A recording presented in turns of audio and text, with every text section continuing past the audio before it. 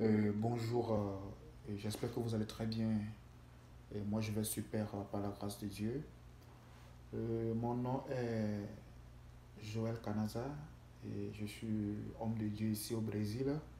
Je suis togolais et cette matinée, j'ai senti en moi de partager avec vous cette vidéo par rapport à un sujet que nous rencontrons souvent dans nos églises et dans la vie active. L'infidélité dans le mariage, l'infidélité dans un couple. La première question est pourquoi souvent c'est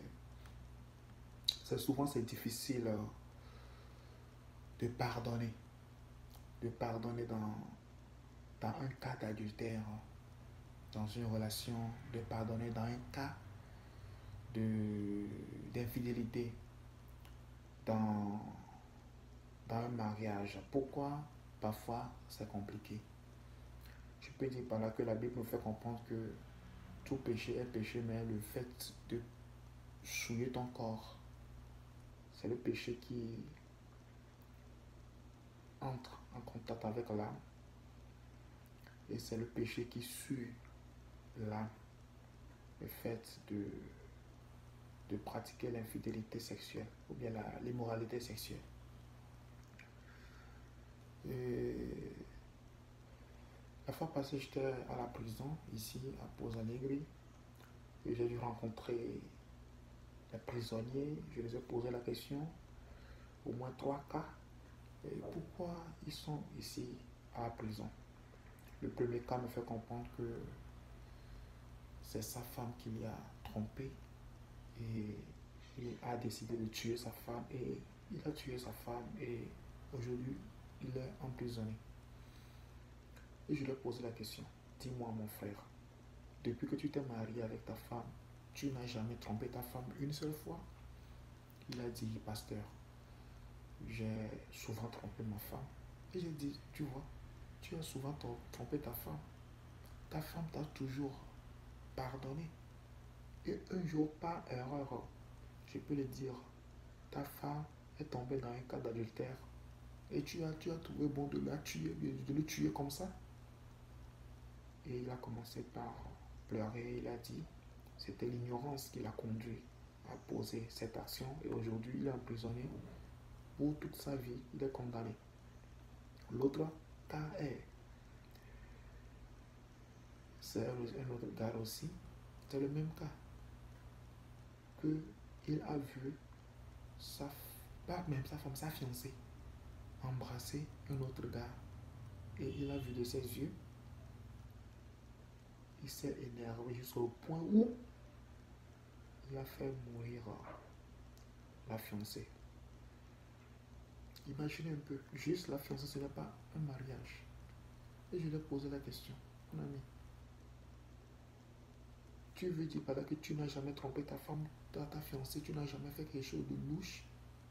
Et il m'a fait comprendre que même la soirée qu'il a rencontré sa fiancée en train de s'embrasser avec un autre gars, lui aussi, il était sorti avec une autre fille. Le pardon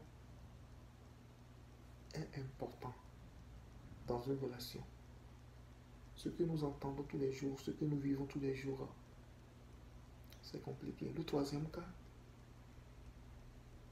c'est qu'il a juste vu dans le portable de sa femme, WhatsApp, la conversation de sa femme et un autre gars.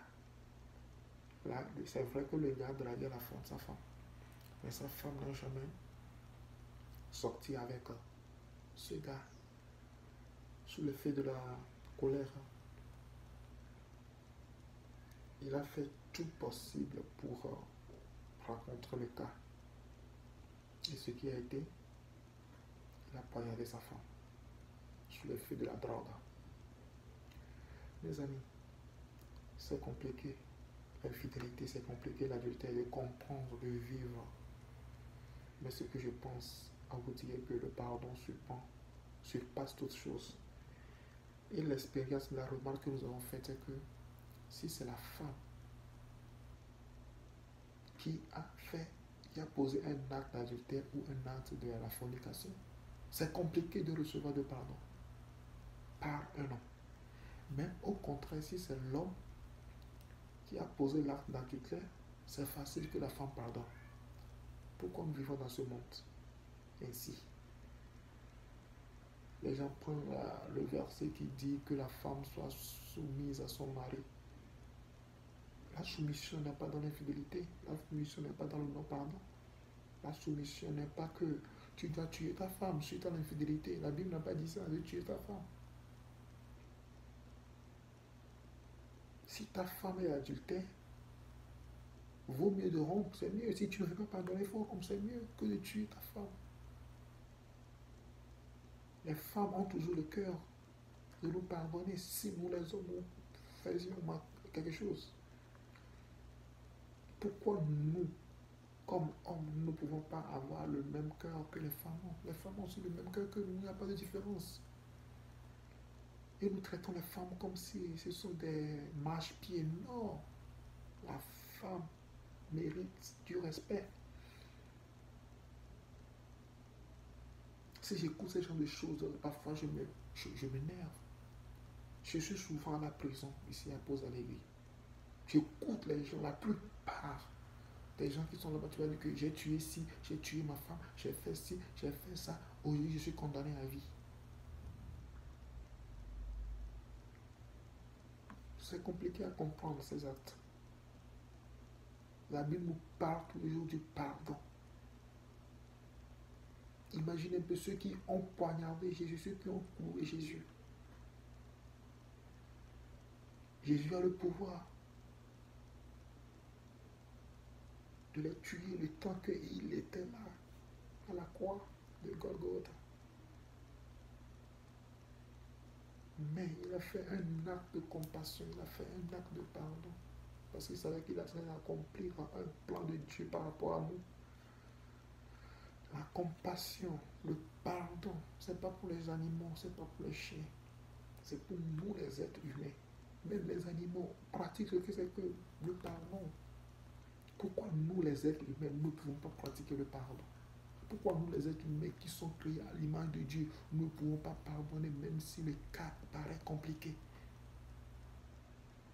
Surtout dans le mariage.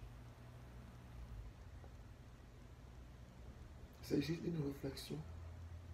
Pensez par rapport à ce sujet. Que Dieu vous bénisse. Ciao, ciao. Vous avez écouté la voix de votre ami, votre frère Joël Canaza. Je suis dans l'œuvre de Dieu ici au Brésil. Et parfois, je fais des vidéos d'encouragement. Je suis motivateur.